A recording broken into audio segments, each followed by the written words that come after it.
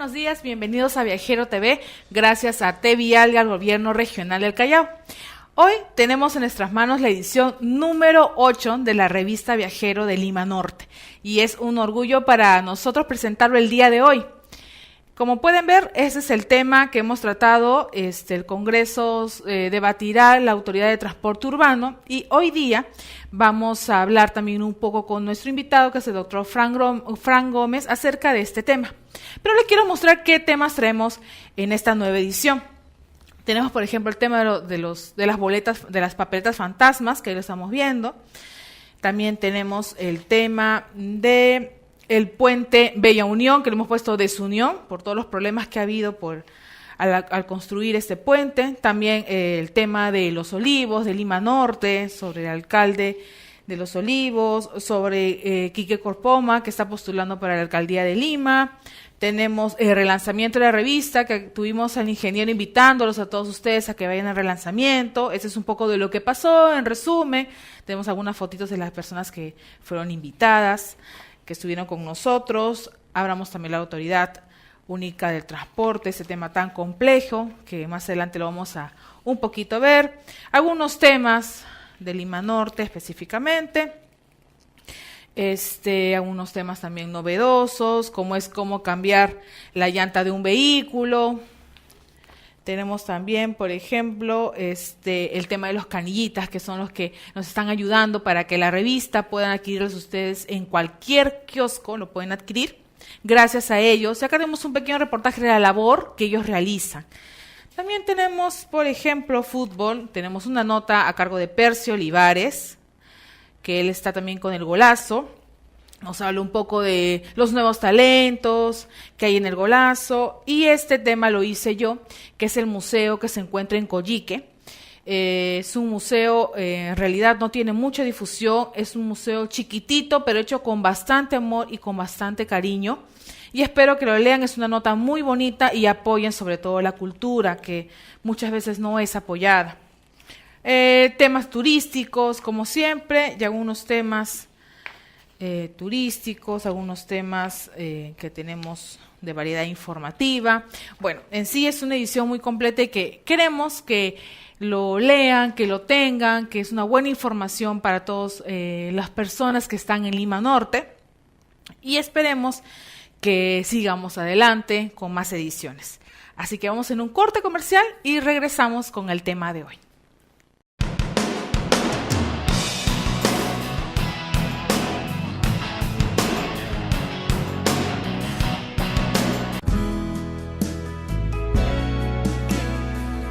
He viajado el mundo, pero siempre lo que extraño, no hay lugar como el hogar. Anhelo ver las caras de los que quiero más, no hay lugar como el hogar. Estoy a llegar, bien lo sabe el corazón, no hay lugar como el hogar, no hay lugar tan dulce como el hogar. Estas gafas de sol parecen unas gafas de sol cualquiera. Sin embargo, son las gafas de sol más caras del mundo. Y este es Rafa. Si Rafa las coge, perderá el control del coche y causará un accidente que no solo lo implicará a él, sino también a esta pareja y a este niño. Estas gafas también le costarán a su familia, a su hijo Juan, e incluso a un posible nieto. Este nieto. A estos bomberos también les costará. Siempre les cuesta. Y también a estos que repararán el tendido eléctrico. Los agentes de tráfico, 2 ambulancias. Costará a estos médicos y a los amigos. A todos les costará mucho. Y todo por estas gafas de sol. Las gafas de sol más caras del mundo. Una pequeña decisión puede desencadenar consecuencias para todos. Gobierno de España.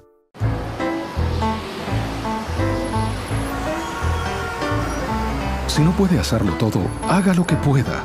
El interés por los demás. Pásala. Un mensaje de la Fundación para una Vida Mejor.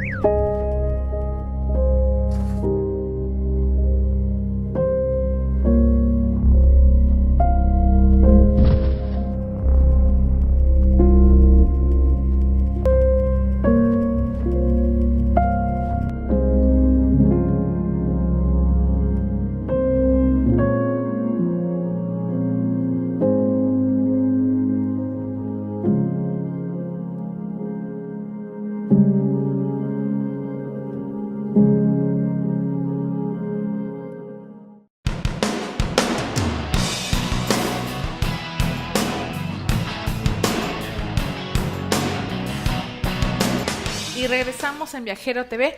Hoy tenemos como invitado al doctor Frank Gómez Santillana, que es especialista legal en transporte, y nos va a hablar el tema acerca de las papeletas fantasmas. Buenos días. Buenos días, Jenny. Un gusto estar acá en TVial. Magnífico esfuerzo. Estoy viendo la revista que está muy bonita. Vamos a compartirla. Uh-huh. Y bueno, acá a tu disposición. Explíquenos un poquito el tema de las papeletas fantasmas, toda la coyuntura que hay. Bueno, el término papeleta fantasma es un término del día a día que le ha puesto ese cliché el transportista, ¿no? Uh-huh. Tenemos, lamentablemente decirlo, un descrédito de la actividad fiscalizadora. Uh-huh. Y es un descrédito de repente institucional, que es una tarea importante que se tiene que retomar. El año pasado se descubrió una actividad organizada de fábrica de papeletas fantasmas a nivel de Sutran. Fueron miles de papeletas de no identificadas que los inspectores de Sutran, un grupo de inspectores, de malos inspectores, uh-huh, llenaban solamente viendo pasar el vehículo por la carretera. Uh-huh. Entonces no se acreditaba la intervención, pero sí en el acta de control figuraba una anotación de no identificado, o se negó a identificarse. Uh-huh. Entonces, ante la denuncia de muchos conductores que encontraban en su estado de cuenta de su unidad, encontraban multas que de fechas y de lugares donde nunca fueron intervenidos. Uh-huh. Se acercaron a Sutran a hacer sus denuncias sobre este tema, y al verse que era una conducta ya permanente, de tal fecha a tal fecha, el Ministerio tomó cartas en el asunto y dispuso de oficio la anulación de estas multas, y bueno, dio origen al despido de muchos funcionarios, ¿no? Uh-huh. Inspectores, ¿no? ¿Y por qué se daba esta papeleta? De verdad, yo quisiera pensar que es una labor aislada, pero realmente la consecuencia de ello, evidentemente, para la institución es generar ingresos, ¿no? Claro. Y esos ingresos son mal habidos, ¿no? Uh-huh. Porque estamos generando ingresos que no existen. Muchas veces en el procedimiento administrativo y coactivo no se le llega a notificar debidamente al propietario, y el propietario se entera de este tema cuando ya está con un embargo de su unidad, y a veces está coaccionado a pagar multas que no existen, claro, o que no se cometieron, ¿no? Uh-huh. Entonces, evidentemente esto ha merecido pues una denuncia pública, y también, lamentablemente, hay que decirlo, se ha replicado en entidades, ¿no? El año pasado la Municipalidad Metropolitana de Lima anuló de oficio 10.000 actas de control. Uh-huh. 10.000 actas de control. Y esto a raíz de una medida de fuerza de los transportistas, pero bajo el mismo criterio identificaron actas de control de no identificadas que bajo una modalidad sistemática no tenían una consecución de otros medios probatorios, ¿no? Uh-huh. Porque la norma exigía de que si hay una intervención, de que si se interviene a un conductor, uh-huh, que comete una infracción y se niega a identificarse, entonces esto tiene que merecer un complemento probatorio, es decir, fotografías, videos de la intervención, que conste que él no quiso, y que acredite que, uh-huh, ha cometido una infracción, y que acredite la intervención. Uh-huh. Entonces, cuando se revisaron todas esas actas, ninguna estaba aparejada de una foto o de un video. Entonces, realmente fueron hechas. Así es. Entonces, felizmente en Lima se corrigió esta conducta. Esperamos que ya no se replique, ¿no? Pero ha sido una muy mala experiencia que desvirtúa el papel fiscalizador, ¿no? Claro. El papel fiscalizador hoy día lo que tiene que buscar son mecanismos de mayor creencia. O sea, yo tengo que creer en la actividad fiscalizadora del Estado. Y los medios, y nosotros somos convencidos de que los medios tecnológicos sí nos pueden dar la certeza de que tanto la autoridad está diciendo la verdad y el transportista tiene que acatar y sujetarse a esta verdad, y en su caso, si ha cometido una infracción, tiene que pagar esa multa, ¿no? Y digamos, ¿ha habido una solución? Aparte en Lima se ha tomado una corrección. ¿Pero solamente ha habido casos en Lima o también en el Callao? No tengo conocimiento certero. Tengo yo en mi asesoría muchos casos de particulares, de propietarios y conductores que se quejan mucho de papeletas no identificados de la Policía Nacional. Pero lo que ha sido institucionalizado, que ha sido esto a nivel de Lima y de Sutran, se corrigió. Todavía en Lima necesitamos pues de que se implemente en el tema a nivel de la Agencia de Transporte Urbano el tema tecnológico, el control tecnológico. Se están emitiendo unas actas electrónicas con un POS, con estos sistemas POS como estos que nos sirven para controlar una tarjeta. También ahora hay POS para emitir la tarjeta electrónica, ¿no? Pero siempre, y en caso de la tarjeta electrónica, esta papeleta electrónica, esta acta de control electrónica, pero en caso de no identificados siempre tiene que complementarse con medios probatorios, que son el video con fecha y día, y la foto con fecha y día, para que acredite esto, pues, que hay una fiscalización fehaciente, ¿no? ¿Y qué hubiera pasado si no se hubiera descubierto estas papeletas? Bueno, hubiéramos tenido pues a estos administrados, conductores, propietarios pagando multas de manera coaccionada, ¿no? Lamentable, y son multas carísimas. Son multas carísimas. ¿Cuál ha sido la multa más alta que ha encontrado usted en este tema? Hay multas de 4 UITs de más de 16.000 soles, ¿no? Wow. Claro. Porque te pueden poner una multa, por ejemplo, si es por revisión técnica, pero si no han verificado que es revisión técnica. Claro. Ahora, eso me merece otra reflexión. Las municipalidades de Lima y del Callao, con la nueva normativa legal, están obligadas, y también el Estado mismo, a entrelazar sus bases de datos con todas las instituciones públicas. Entonces, si hoy día yo fehacientemente puedo saber, debería saber, cosa que no está pasando, y eso también son llamadas las plantas de revisión técnica. Debería saber, porque las plantas de revisión técnica no están enviando los enlaces para yo saber qué vehículo sí pasó una revisión técnica. Entonces claro. Eso me ha pasado cuando he hablado con autoridades de la Municipalidad de Lima. Cada ciertos años se renuevan los títulos, las rutas, las autorizaciones, y nos piden pues las revisiones técnicas, ¿no? Entonces, y yo les preguntaba a los funcionarios si ellos tienen el enlace para verificar si las plantas de revisión, si ese vehículo, y me dicen que no tenían, porque las plantas de revisión, si bien están obligadas, no están enviando la información. Entonces esto merece pues un poco más de presión, de presión de parte de la autoridad, claro, pues si no hay. Entonces, estos enlaces, este tipo de plataformas informáticas son las que hacen de que la fiscalización cada día sea más cerrada y más certera, más verdadera. Entonces hoy día si se quiere buscar un papel de fiscalización para que sea más cierto, más verdadero, tenemos que recurrir a la tecnología, ¿no? Es la única que nos puede ayudar. No podemos estar poniendo un inspector cada esquina, pues fuera de los presupuestos que son inimaginables. La tecnología soluciona estas cosas, ¿no? ¿Y cuál es la función del inspector? Bueno, el inspector, según el Reglamento Nacional de Administración de Transporte, el Decreto Supremo 017, es colaborador importantísimo, protagonista importantísimo en la fiscalización del cumplimiento de las normas de transporte. En este caso, las normativas que tienen que ver con el estado de las unidades, con el servicio del transporte público en todas sus modalidades, con la condición del conductor respecto a sus habilitaciones para el transporte público, siempre con un valor importantísimo, que es garantizar la vida del usuario, no la integridad del usuario. Ese es el valor que es el espíritu de las normas de tránsito y transporte. Entonces el fiscalizador tiene un papel muy importante. Y me merece de repente un comentario sobre esto. ¿Cómo estamos tratando a los inspectores? Claro.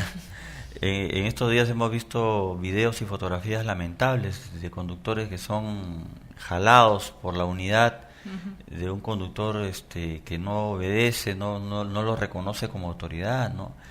Eso es justo lo que quería conversar con usted. ¿Por qué no lo reconocen como autoridad? ¿Por qué los ven como que ya, tú no puedes poner papeleta, tú no puedes poner eso? ¿Pero por qué no?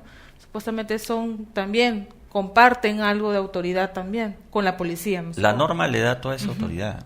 O sea, las normas, en este caso el Reglamento Nacional, le da esa autoridad, y esto se replica en las ordenanzas municipales tanto de Lima como del Callao respecto a lo que es este funcionario público con función fiscalizadora pública. O sea, él tiene la capacidad de en la vía pública ejercer autoridad sobre un administrado al verificar una comisión de infracción. Lo lamentable, y esto hay que decirlo, es que las autoridades no lo tratan bien al inspector. Entonces, si la autoridad no lo trata bien, hay un correlato en el inspector. ¿Y por qué no lo tratan bien? Porque hoy día los inspectores, en lugar de hacer una carrera pública donde ingresa un inspector, de repente postula, es capacitado debidamente y luego evaluado, claro. Podría pasar de ser inspector, jefe de grupo, jefe de operaciones, de una escala laboral de promocional, ¿no? Donde podría acudir a mejores sueldos, mejores condiciones. Claro. Hoy el inspector en general son aves de paso, son personal que fueron parte de las portátiles electorales políticas de cada gestión, y cuando se acercan a buscar trabajo le dicen las autoridades dicen, sí, ya sí hay chamba, pero de inspector. Entonces, como si fuera lo último que podríamos ofrecerle en la escala laboral, y estos señores ingresan en una condición de terceros, emiten recibo por honorarios, o sea, no están en una planilla. Sus contratos de recibos de prestación de servicios son temporales, renovables en cada momento y de acuerdo al presupuesto que exista. Les condicionan el presupuesto a la producción de multas, claro. Cosa que está desde el año pasado. Hace 2 años ya han salido normas que prohíben que las instituciones públicas hagan presupuesto con las multas. O sea, el presupuesto no se puede hacer con las multas. Claro, no se Entonces, puede. acá le dicen, señor, si quiere seguir trabajando, hazme tantas multas, hazme más tantas papeletas. papeletas. Entonces, esto genera unas condiciones, pues, de una irregularidad de parte de la condición propia de este inspector, que no tiene ninguna seguridad laboral, y así como lo trata la autoridad, así lo trata el conductor, el transportista, ¿no? Como cualquier persona que no tiene ninguna autoridad ni valía. Y eso hay que rescatar, ¿no? Eso hay que rescatar. Entonces hay que darle estabilidad y hay que darle una muy buena formación, ¿no? Porque claro. También se quejan mucho de una mala formación, de que no se dirige bien también. Claro, que no sabe cómo expresarse o qué decía el conductor cuando simplemente lo paran, ¿no? Esto también genera corrupción. Claro. Porque este inspector, que saben que en cualquier momento lo van a sacar, frente al desempleo posible se apertrecha pues de emolumentos no debidos, ¿no? Claro. Y la coima está al pie del día. En estas condiciones no se puede, pues. Claro, pues no tiene un compromiso porque no tiene contrato. Simplemente, como usted dice, una boleta por honorarios, entonces su compromiso no va más allá. Pues. Así es. También estábamos hablando sobre el tema de la modificación del marco legal nacional, que nos iba a hablar, que iba un poco de la mano con las papeletas fantasmas, ¿no? Sí. No sé si por favor pueden poner lo que es el PTT de modificación del marco legal nacional para poder... ahí está. A ver, ¿nos lo puede explicar un poquito? Sí, rápidamente. Este gobierno ha emitido un paquete de decretos legislativos por concesión del Congreso de la República, para desburocratizar el Estado y para agilizar todo lo que es la tramitología en beneficio de las inversiones públicas, ¿no? Y parte de esta normativa tiene que ver con los temas sancionadores, ¿no? Entonces, hay una normativa muy importante. En este caso estamos visionando el tema de prescripción, porque no pueden haber multas eternas, ¿no? Entonces, que los empresarios no pueden estar manejando multas eternas que a veces discuten por alguna irregularidad. Entonces, A nivel nacional se ha uniformizado los plazos, ¿no? Si bien en las municipalidades provinciales, por ejemplo, ponían a veces plazo de prescripción de sus multas en 3 años, el reglamento de tránsito tiene la prescripción de las multas por 4 años, entonces esta norma, el decreto legislativo 1272, en su artículo 233, uniformiza el plazo de prescripción y lo reduce a 2 años. Ahora, además de eso, el plazo coactivo también ya no es eterno. A veces uno invocaba la prescripción y decía, bueno, ya prescribió la multa y no, señor, está en estado coactivo. Y los plazos se eternizaban. Entonces ahora no, ahora el ejecutor coactivo inicia su proceso de cobranza coactiva y tiene 25 días para ejecutar y hacer efectiva esa cobranza. Y la nueva ley establece que solamente el plazo coactivo dura 25 días. Si a esto le sumas el proceso sancionador, que duran 30 días, entonces en 2 años y 2 meses deberían estar prescribiendo todas las multas, ¿no? Entonces no se pueden eternizar las multas, es parte de descargar la carga del empresario cuando está discutiendo sus multas. Y otra normativa importante que trae estas modificaciones es que ya no se puede tipificar doblemente las multas. Si hay una infracción en el reglamento de tránsito que dice, por ejemplo, que detenerse fuera del paradero es una infracción al tránsito, yo como gobierno municipal de la provincia de Lima o del Callao o de Huaura o cual sea, yo no puedo repetir esa infracción como una infracción al transporte. Porque ya está en el reglamento de tránsito y le compete a la Policía Nacional imponerla. Entonces ya no puedo ponerla nuevamente en otro reglamento más como otra multa. Claro. Y eso es lo que ha venido pasando, ¿no? Entonces vemos repetidas multas que están en el reglamento de tránsito que hoy día son del transporte. Por ejemplo, el tema de las camionetas rurales que no deben llevar pasajeros parados. En vehículos, la norma dice es una infracción al tránsito, no se puede llevar pasajeros parados en vehículos cuya medida interior sea inferior a 1,80 de altura. Como las combis. Claro, entonces esa es una infracción al tránsito. Y tiene un precio, está a 288 soles, si mal no recuerdo, con el descuento pues pueden pagar sus 50 soles, ¿no? En los reglamentos de las provinciales se ha repetido la infracción y ahora es una infracción al transporte, además de ser el tránsito. Y son 800 soles de multa y es con internamiento vehicular. Entonces justamente esta duplicidad es la que prohíbe la norma. Entonces ya si está en tránsito, entonces la policía tiene que fiscalizar el tema y no el inspector, no le corresponde al inspector y ya la municipalidad no puede estar duplicando las multas. Y te estoy poniendo solamente un ejemplo de infinidad. Revisiones técnicas, que es una cosa que deben cumplir todos los transportistas y cualquier propietario de un vehículo. Es una infracción que hoy ya tiene 2.000 soles y merece internamiento, es infracción al tránsito. En las ordenanzas de Lima, esa misma infracción son 16.200 soles. Y se repite como infracción al transporte. O sea, de ninguna manera se debe duplicar y esa es una prohibición que establece la nueva norma, ¿no? Otro de los puntos es modificación que nos trae las nuevas normas, que es el acto administrativo mediante el cual se impuso la multa a aquel que puso fin a vía administrativa quedó firme. ¿Cómo podemos Bueno, lo que dice la prescripción también opera, lo que dice la norma es que la prescripción opera incluso cuando el reclamante ha presentado sus reclamos, ha agotado la vía administrativa y se ha ido a un juez. Acudió a un juez, acudió a un proceso judicial y en el proceso judicial perdió el juicio. Pero igual cumplió el plazo. Entonces lo que dice esta norma es que incluso perdiendo el juicio, si ha cumplido el plazo, opera la prescripción. Ya no le cobran.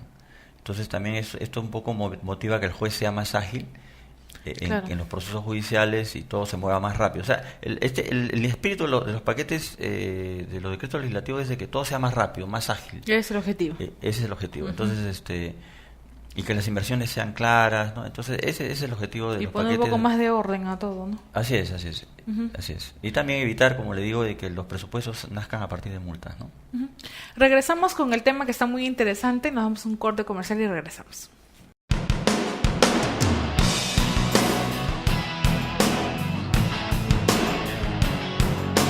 Carne asada en bolillo. El que sigue, con cilantro, ¿sí o no? Vamos, vamos. El picante es extra. Y pague a la señorita. El que sigue. El pollo está fresco. Lo maté yo.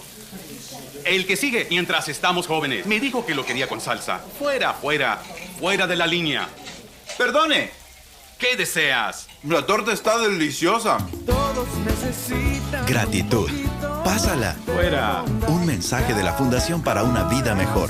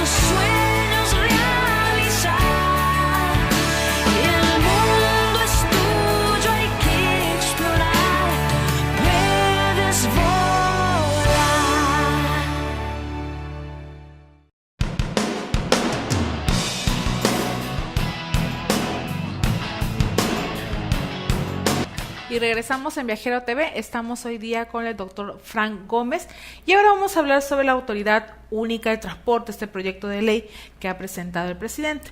¿Por qué se le dice Autoridad Única del Transporte? ¿A qué se debe la Bueno, si uno lee el proyecto, no dice Autoridad Única del Transporte, dice Autoridad del Transporte. Entonces le estamos poniendo, y es un poco el cliché periodístico, ¿no? Autoridad única, autoridad autónoma del transporte, ¿no? Es un poco para darle de repente un cariz un poco más de entender que es una única autoridad respecto a algo, ¿no?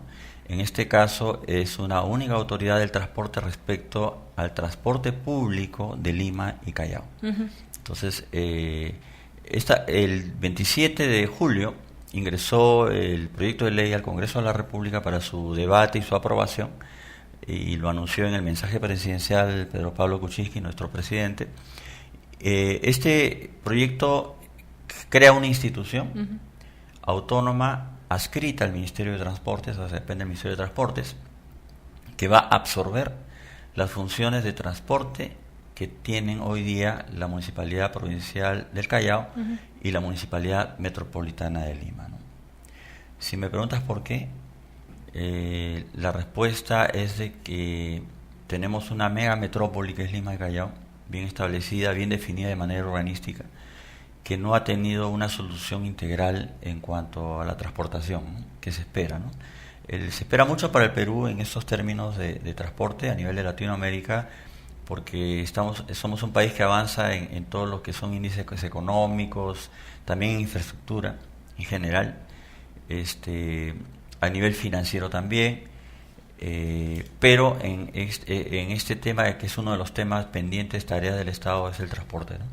Y el transporte público sobre todo. Por ponerte algunos ejemplos, la Municipalidad de Lima, en la gestión anterior de Susana Villarán, por ponerte un solo ejemplo, ha planificado ese tema de los corredores complementarios. Se planificó un corredor, que es el corredor Carretera Central Grau hasta el Callao. Claro. El tema es de que se terminó de implementar el proyecto, y cuando ya Lima lo tenía terminados los estudios, viene, le toca la puerta al Callao y le dice: oye, estoy haciendo este corredor, y ya pues, ¿no? Entonces el Callao le dijo: oye, no me consultaste, no has coordinado conmigo, yo no estoy de acuerdo con ese proyecto. Entonces Lima tuvo que hacer que corte el corredor hasta el límite con el Callao, por ponerte un ejemplo, ¿no? De tantos. Y los ejemplos del día a día son más perniciosos para el conductor, para el transportista. Entonces se han dado reiterados casos donde un transportista de Callao es intervenido en Lima y no le reconocen su curso de seguridad vial o no le reconocen su credencial, y viceversa. Un conductor de Lima que dice: me han intervenido en el Callao, me dicen que no vale mi curso, tengo que volver a pasar curso acá en Superpac, coordinar todos mis trámites. Entonces las características técnicas de las unidades de transporte público en Lima son distintas a las del Callao, o sea, no son homogéneas. Entonces, hoy día la ubicación del tarifario, por ejemplo, de precios, en Lima está ubicado en un lugar, en el Callao en otro, y los inspectores de Lima intervienen a las unidades de Callao y dicen: no, ese tarifario está mal, y te multo. Y ellos tienen que decir: pero mi ordenanza de Lima, de Callao, es distinta y me permite poner la ubicación. En Lima se pide SOAT y seguro de responsabilidad civil. En el reglamento de Callao no es obligatorio responsabilidad civil. Entonces, estas incoherencias. Y por otra parte, también la Municipalidad de Lima, en el proyecto de corredores complementarios, se planteó un sistema de buses, de transportación de buses integrado, que no se hizo en coordinación con las líneas del metro. Claro. Entonces, en la gestión Villarán hubieron reiteradas cartas del viceministro de Transportes a la Municipalidad de Lima, en el sentido de que se tiene que coordinar la integración de los sistemas de buses con las líneas de metro, como debe ser, pues, ¿no? Claro. Pero sin embargo se siguió con el proyecto. Y el ministerio le dijo a Lima: bueno, ¿no? Yo salgo de mi responsabilidad, ¿no? Porque cuando yo implemente mis líneas de metro y tus líneas de corredores pierdan pasajeros, incluso decaigan o quiebren, no es mi responsabilidad. Entonces, esta serie, por ponerte estos ejemplos de que cada autoridad ha manejado sus temas de manera independiente, ha generado pues que no se avance en los temas de planificación del transporte de manera integrada y con proyecciones a 25 años.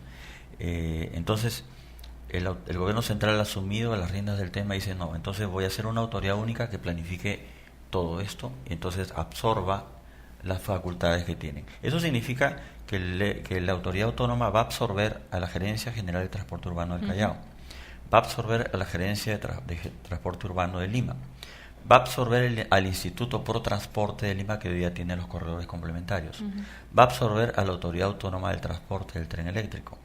Entonces, todas esas 4 entidades van a ser absorbidas con sus presupuestos por la Autoridad Única del Transporte.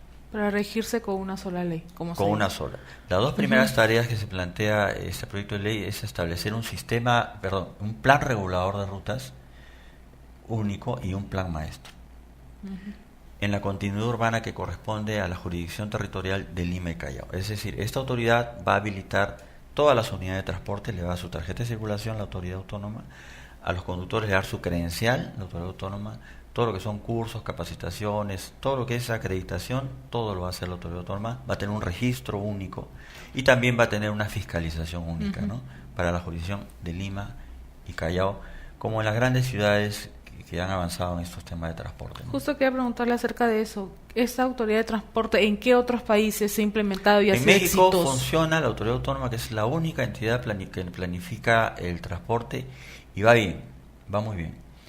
En Santiago, el Transantiago y todo el sistema de transporte de buses de Santiago depende del gobierno central. Yo revisaba las competencias de la Municipalidad de Santiago de Chile, y no veía gran cosa, porque después me di cuenta pues que el gobierno central es quien asume el tema en general. En Brasil, los estados federativos, que son muy grandes, sí tienen una autonomía, pero sin embargo hay un ente planificador de todo y se respeta esa línea de acción. El tema es que hay una línea de acción marco y que todo el mundo trabaja en torno a esa línea de acción, ¿no? Entonces, eso es lo que ha hecho el gobierno central, y creo que en esa medida me parece positivo. ¿Sería factible si se implementa aquí? Me parece muy positivo. Pero sí quiero hacerte de repente un cuestionamiento histórico, ¿no? En el otro sendero de Hernando de Soto vas a encontrar una nota respecto en el siglo XX han habido 17 entidades estatales que han administrado el transporte, desde el gobierno central hasta las municipalidades provinciales y organismos descentralizados. Hemos tenido 17 entidades y han pasado de acá a allá. Este fracasó, lo pongo acá, este el otro, entonces lo asumes tú. Y el último periodo, los últimos 30 años, lo está asumiendo las municipalidades provinciales. Entonces, está bien, uno tiene buenos augurios para una autoridad grande, pero tiene que pasar mucho el éxito por la voluntad de que se hagan las cosas, ¿no? ¿Esa autoridad solamente va a ser para el transporte urbano o para todo tipo de transporte? Transporte público en general, masivo, regular, y los servicios de transportación especial, como son el servicio de transporte turístico, el escolar, el taxi, todos estos servicios también la autoridad autónoma los está absorbiendo, ¿no? Y va a habilitar, va a autorizar, ¿no? ¿Y cuál es la ruta de ese proyecto de ley? ¿Es un proyecto? ¿Hasta cuándo podría ser una ley? Y luego, para que lo implementen en Perú, ¿cuánto tiempo sería? Mira, antes de comentarte eso, también quería indicarte de que el proyecto prevé la integración del servicio de rutas, pero también la integración tarifaria, ¿no?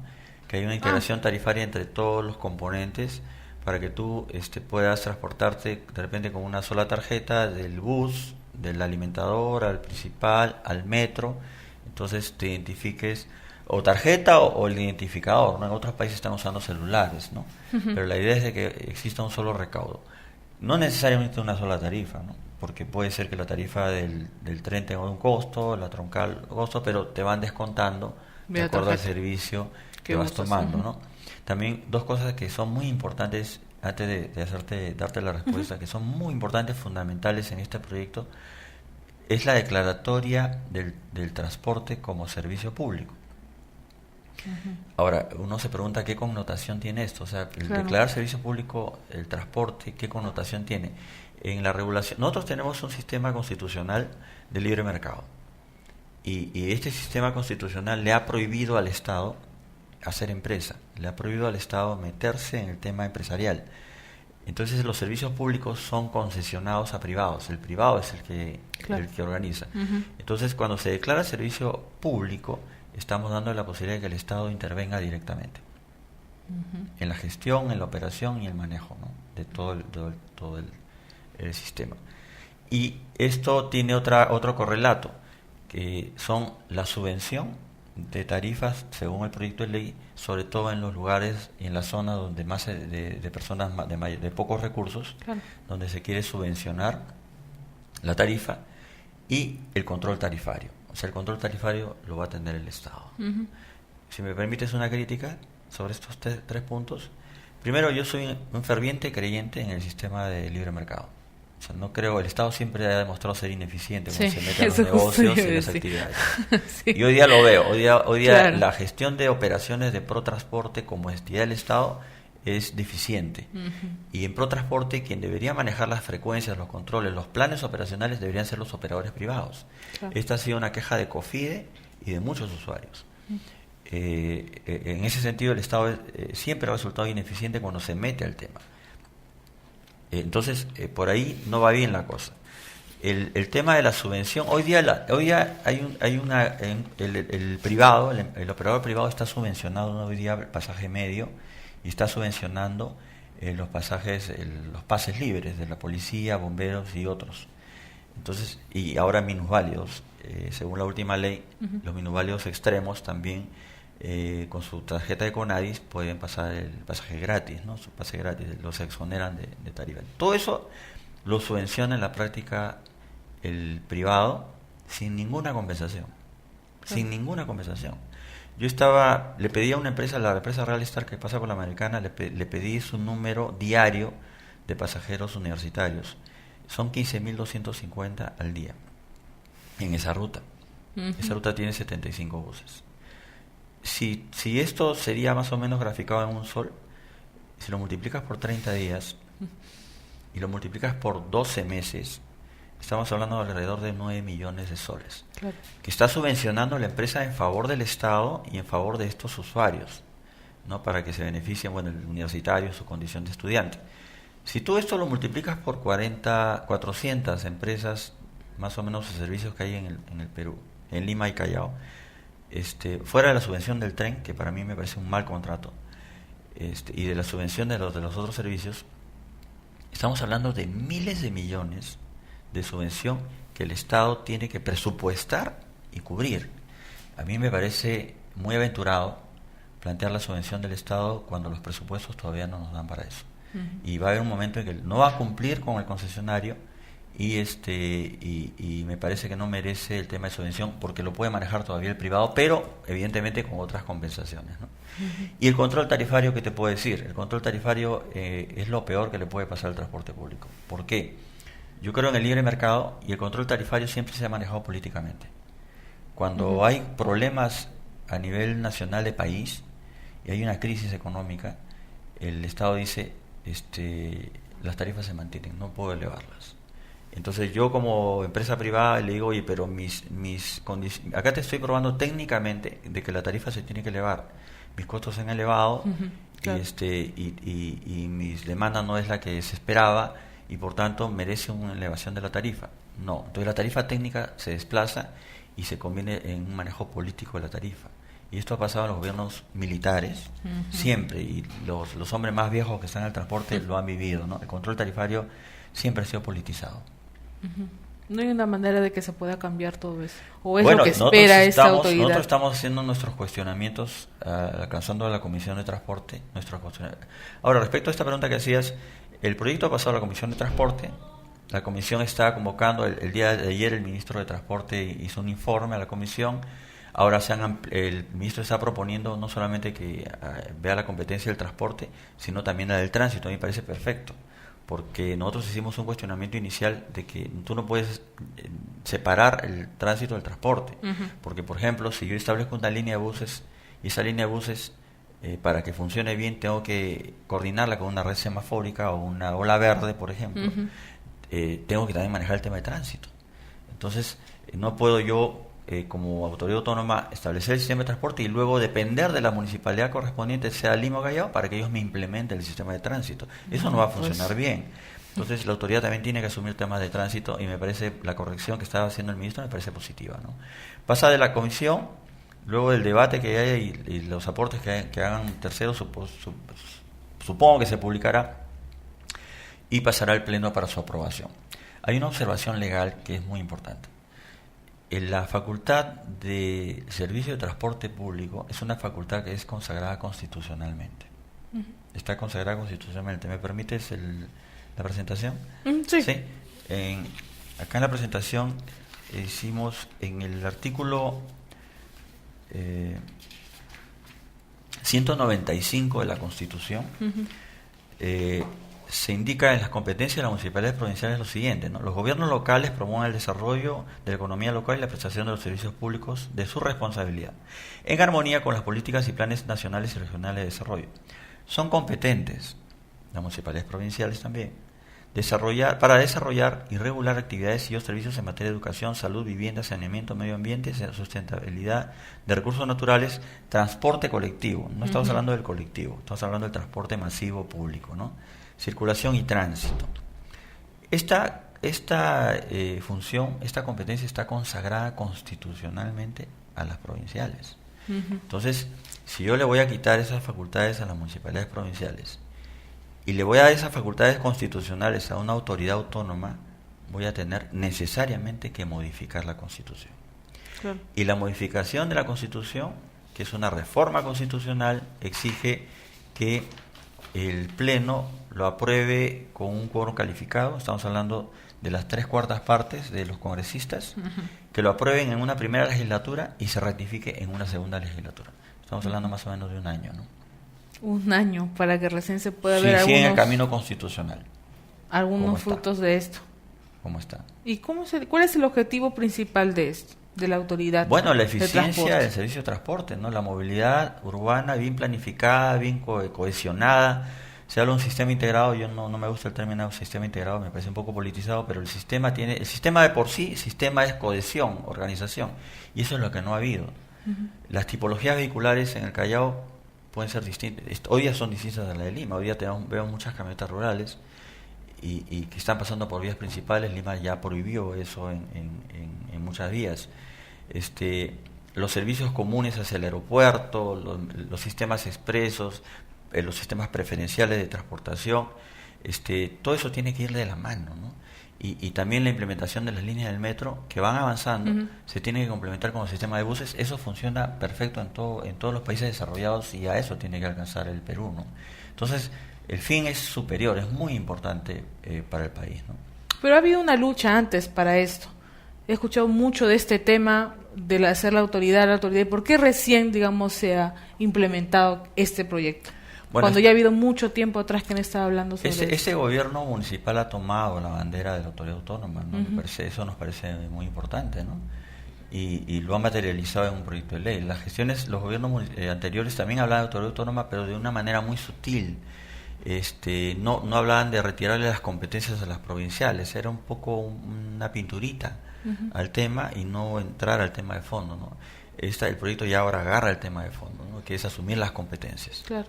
Y si se hace una autoridad del transporte, ¿quién lo asumiría? ¿Sería bueno que lo asuma una persona acá, digamos, de Perú, o puede ser que se vea otras personas, otros especialistas? Bueno, la autoridad es una autoridad adscrita al Ministerio de Transportes. O sea, supongo, se generará un edificio, una edificación, un lugar importante. El nombramiento de funcionarios ya es una elección. En el organigrama se habla de una presidencia, se habla de un consejo directivo, y se habla de entidades consultivas, entre los cuales están los transportistas, pero podría, pues, a elección del ejecutivo, que sea un funcionario o una persona con mucha experiencia en lo que es la administración, la gestión de transportes, o también puede ser, pues, un profesional extranjero, ¿por qué no? Que haya tenido experiencia exitosa, ¿no? Yo quiero hacerle en el organigrama una pequeña crítica. Me parece que en Ocinermin, en entidades supervisoras importantes, en energía, en los servicios de telefonía, los empresarios tienen un papel importante en los consejos directivos. Y acá solamente han rezagado al empresario al nivel de entidad consultiva. Debería, me parece, las empresas de transporte tener un representante en el consejo directivo. Porque el transportista tiene mucho que decir. Claro. Él es el que vive el día a día. Recordemos que las rutas que hoy día tenemos las han hecho los transportistas, las han diseñado. El transportista diseña la ruta, va a la autoridad y la autoridad la autoriza. Esa es la historia de las rutas de los últimos 30 años, menos los corredores complementarios. Entonces, hoy día, te cuento, el año pasado hemos autorizado rutas periféricas resnas en Lomas de Zapayal, de unos kilómetros de Lomas de Zapayal, alimentadora hasta la Panamericana Norte. Es una ruta que no ha sido planificada por la Municipalidad de Lima, sino que los transportistas visionan el asentamiento humano, lo ven necesario, ven la necesidad que hay. Solamente hay mototaxis, hay colectivos no informales que de repente no prestan alguna garantía. Entonces, hacen el diseño de la ruta y lo llevan a la Municipalidad de Lima. Oye, mira, acá hay una población, yo quiero hacer el servicio, no importa, es trocha, no hay otros servicios complementarios, pero yo asumo como transportista ese costo. Esa es la historia del transporte en los últimos años. Entonces, eso merece, pues, que el Estado prevea eso, que planifique eso, ¿no? Que no sea una iniciativa solamente privada, sino que el Estado esté detrás de esa necesidad, ¿no? ¿Y esta autoridad de transporte solamente es para el transporte en sí, transporte urbano, o también va a ver lo que es las carreteras, las infraestructuras, las vías también? También tiene competencia para todo lo que es infraestructura complementaria, ¿no? Claro, porque muchas veces vemos que la municipalidad dicen que no tiene nada que ver cuando hay algunas brechas en unas pistas, no, algunos huecos. Ha habido reportajes que no en la Municipalidad de Lima, que no es que la otra municipalidad. Entonces, a veces no hay solución a eso. Los transportistas se quejan también de eso, claro, ¿no? Cuando hay un mantenimiento cuando suma el tema de tránsito, y también, bueno, ya la norma habla de infraestructura, ¿no? Entonces, cuando habla de temas de infraestructura, está hablando de asumir también esas competencias, ¿no? Pero evidentemente va a merecer las partidas presupuestarias del caso, ¿no? Claro.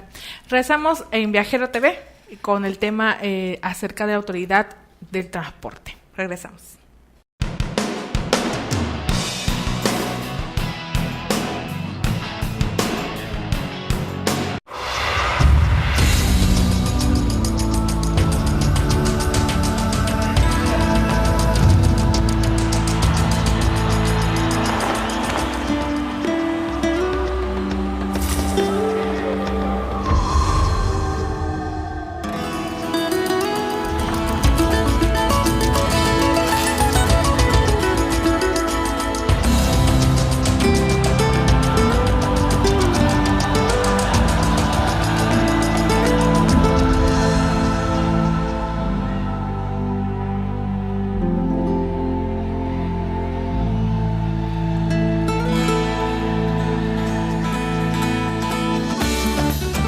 Algunas veces no es fácil hacer lo correcto, pero siempre estarás contento de haberlo hecho. La honestidad, pásala.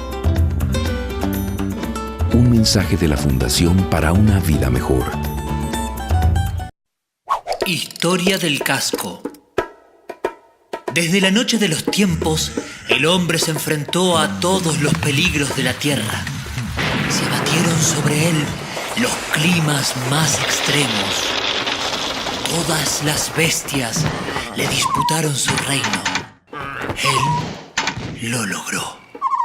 Sobrevivió a la naturaleza, pero eso no era todo. Con la civilización llegó la guerra. A lo largo de la historia, la humanidad se enfrentó en innumerables batallas. Desde el comienzo, un elemento hizo la diferencia.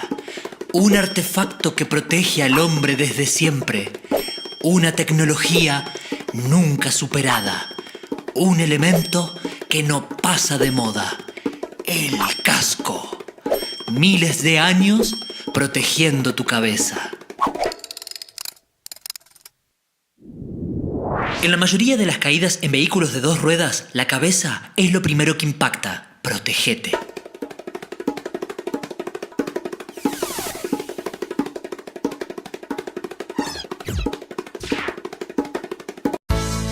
Hoy sé que a tu lado hasta el final yo llegaré. Lo sé, lo sé. Por ti nacen versos nuevos cada amanecer. Mi inspiración, mi voz, eres tú la fuerza que me hace creer.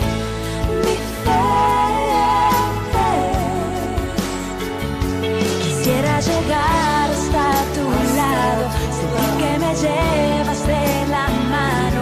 Quisiera perderme en tu mirada y volar, sentir que tu amor detiene el tiempo y soñar en llegar a ti, llegar a ti.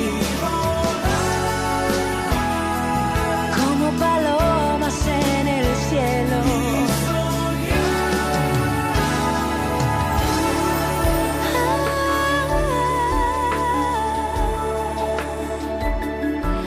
Llegar a ti.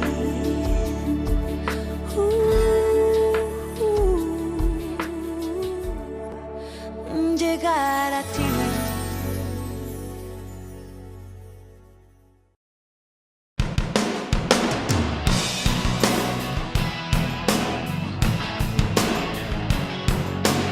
Y regresamos en Viajero TV. Estamos con el doctor Frank Gómez, que nos está hablando sobre la autoridad de transporte. Ahora estamos sobre la estructura de la ATU. A ver, explíquenos un poco en qué consiste la estructura. Bueno, en el proyecto de ley, la estructura considera un ente muy importante, que es el Consejo Directivo, ¿no? Uh-huh. Este Consejo Directivo, ¿me permites? Este Consejo Directivo pueden colocar. Está integrado, o sea, no deja de tener participación de las municipalidades provinciales involucradas, ¿no? Claro. Tiene 2 miembros propuestos por el Ministerio de Transporte. Estamos hablando del Consejo Directivo como órgano de gobierno de la autoridad autónoma. Tiene 2 miembros del MTC, un miembro propuesto por el Ministerio de Economía, que es muy importante, porque si el Ministerio de Economía está ahí, está garantizando las necesidades que tiene el transporte a través de ese sistema, de esta autoridad única, y por tanto estamos garantizando por ahí que el presupuesto, que haya platita pues para invertir las cosas, ¿no?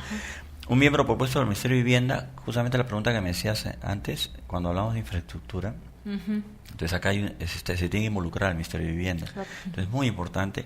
Y 4 miembros propuestos por las municipalidades provinciales existentes en el territorio en proporción a su densidad demográfica, conforme el reglamento de organización y funciones que se apruebe. Entonces, uno al ojo puede decir, pues si Callao y Lima, en cuanto a la proporción demográfica, estaremos estimando 3 miembros de Lima y 1 del Callao, ¿no? Claro. Entonces, como parte del Consejo Directivo, ¿no? Política de gastos y recursos. Respecto a esto, La autoridad autónoma tendrá recursos provenientes pues de un presupuesto, va a tener un propio presupuesto que anualmente pues va a ser aprobado por el Congreso, como siempre, pero también cada entidad que está absorbiendo absorbe la entidad con su partida presupuestaria. Y también lo que nos dice el proyecto de ley es de que va a tener recursos provenientes de convenios, ¿no? Va a tener un régimen laboral pues que esperemos sea formal. Al inicio de esa entrevista te hablaba de la situación precaria laboral que tienen los inspectores, ¿no? Entonces acá tiene que haber un régimen laboral que es el del servicio civil de la administración pública, ¿no? Eso en cuanto al tema que te decía. Respecto, hay una lámina después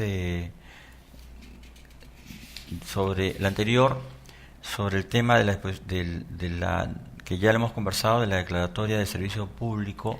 La siguiente, la declaratoria de servicio público, que va a implicar control tarifario, la política de subsidios, la gestión de fiscalización de todas las rutas interconectadas, ¿no? Se va a realizar de acuerdo a ley.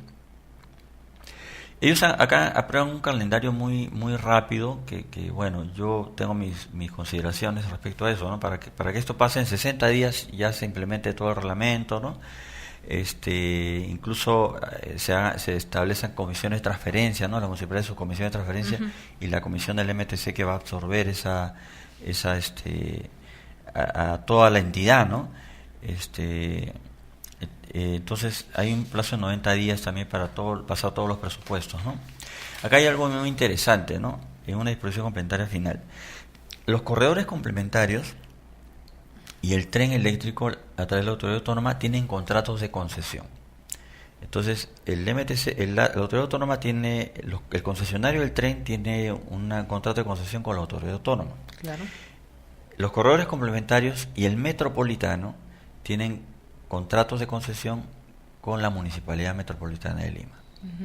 Entonces, acá lo que en una disposición complementaria se indica cómo este contrato va a pasar a la autoridad autónoma. Y la autoridad autónoma en ese nuevo contrato, con esta cesión de posición contractual, el concedente se va a convertir en la autoridad autónoma, se va a convertir en concedente, y los respecto a estos concesionarios, estos contratos también van a trasladarse a la autoridad autónoma, ¿no? Hay un presupuesto inicial de 100 millones de soles para gastos operativos de implementación, ¿no? Y bueno, la última filmina habla de observaciones constitucionales que ya te he comentado, ¿no? Está en pleno debate el proyecto, esperamos pues que se apruebe, que consideramos que es importante una autoridad autónoma, pero hay un camino que andar, y también desde yo que por lo menos formo parte del empresariado privado hoy día que tiene el transporte público, que no ha sido reconocido por años, consideramos de que estamos en contra del control tarifario, estamos en contra de que el Estado intervenga en la gestión de operaciones. El Estado puede fiscalizar, supervisar, monitorear, pero el Estado que no haga el transporte, el Estado que no controle las tarifas. Hoy día, en un libre mercado, las tarifas del Perú son tarifas que son muy bajas por el promedio mundial. Hay una tarifa técnica mundial para el transporte público que es $0.70. Eso es por 70 centavos de dólar. Ese promedio, que más o menos son 2 soles, es un promedio que acá en el Perú todavía no se maneja. Acá la tarifa regular todavía sigue siendo $1, $1.50. Claro. Y el transporte público ha subvencionado las tarifas zonales. Hoy día tenemos tarifas 50 centavos. Y ni hablar pues de lugares donde a veces suben 2 por 50, ¿no? O sea, que ni te imaginas.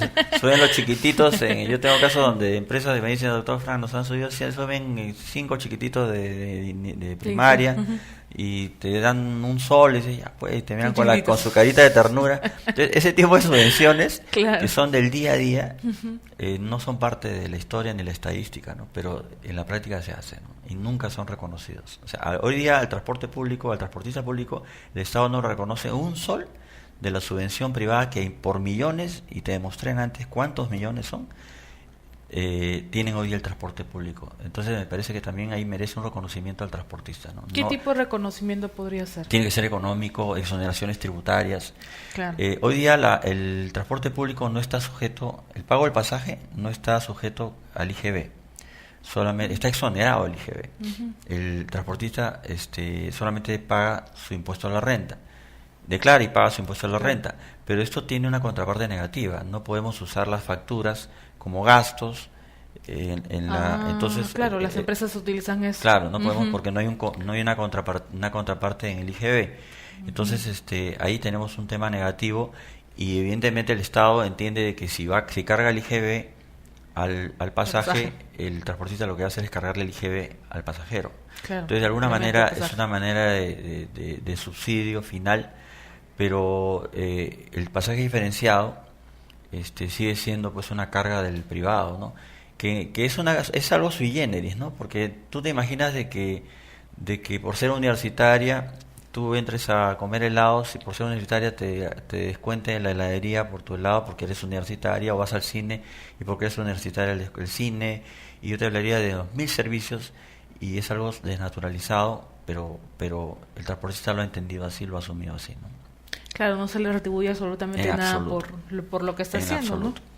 Entonces una manera de retribuirlo sería por los impuestos. A través de tributos, exoneraciones tributarias, algunos beneficios, compensaciones a nivel de combustible, por ejemplo, que es algo que se hace masivamente.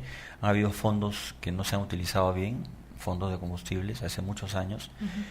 Ahí es cuestión de darle forma y también es cuestión de que el transportista organizadamente lo pida, ¿no? Claro, entonces esta autoridad lo que quiere también tiene que escucharlos también a los transportistas, ¿no? Lo que nosotros también criticamos al proyecto es que cuando se elaboró el proyecto jamás se consultó a las organizaciones de transporte. Que las primeras y las principales, se les convocó, ¿no?, para debatir este proyecto de ley, para debatir la exposición de motivos que es amplia, y me parece que ahí hay un gran vacío, ¿no? Pero ¿por qué se les exonera si ellos son los principales? ¿Por qué siempre se les tiene de lado? Yo te quiero comentar una experiencia personal. Yo soy consultor del Ministerio de Transporte en varios proyectos. Una consultora española gana varios proyectos y lleva su equipo de consultores, ¿no? Entonces yo soy especialista legal y yo tuve una observación de la gestión anterior del gobierno central respecto a mi persona, ¿no? Decía, ¿y cuál fue la observación? Los españoles me dijeron, ¿sabes? Te observaron a ti porque dicen que tú siempre defiendes a los transportistas. O sea, no calificaron como Estado, como gobierno, o sea, no me calificaron mis capacidades de conocimiento, mi experiencia profesional, no.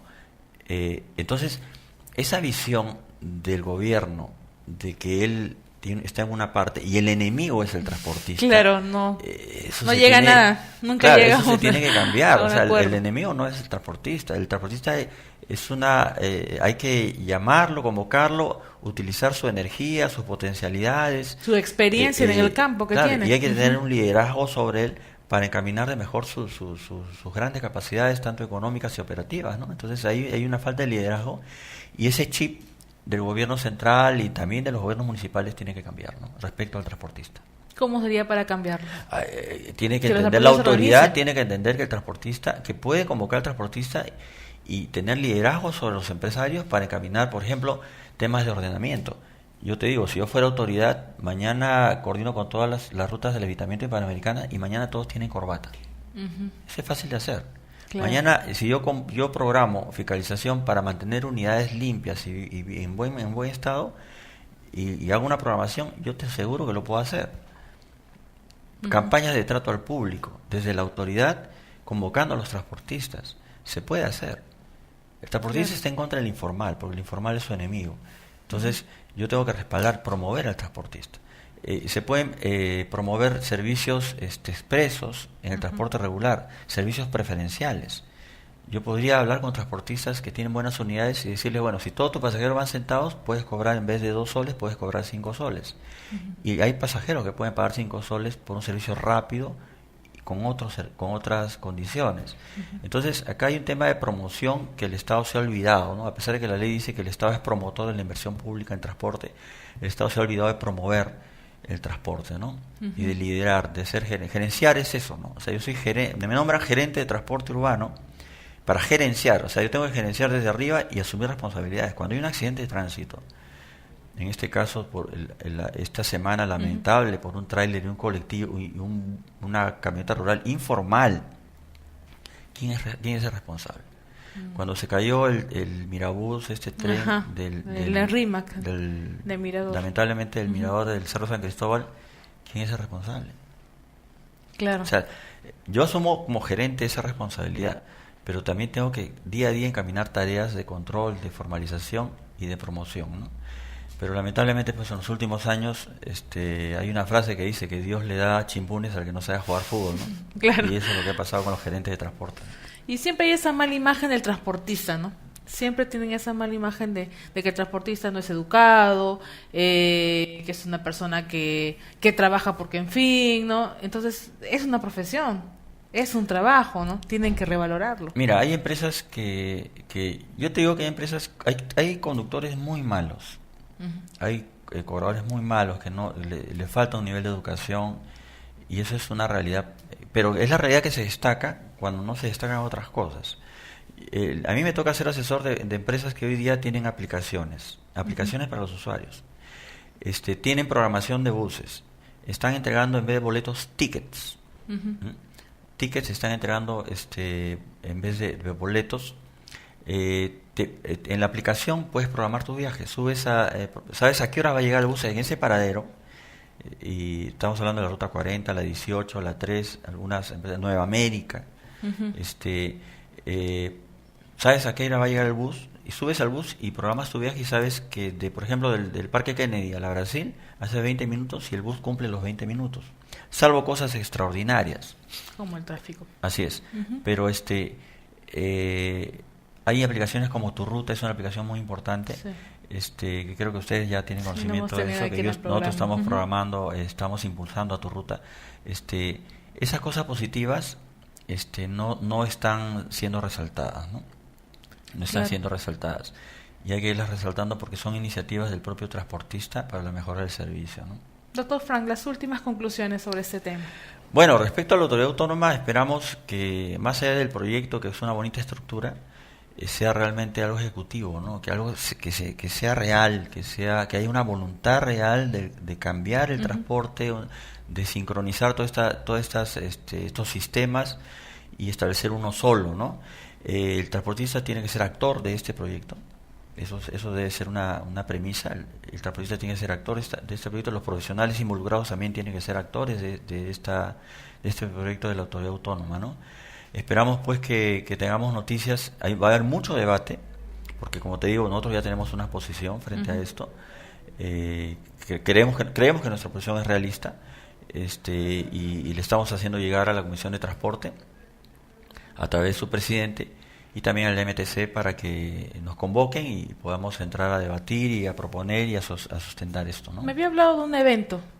El día 7 de septiembre en el Hotel Santo Domingo, es Riviera, el Hotel Riviera que queda acá en la avenida Garcilaso La Vega.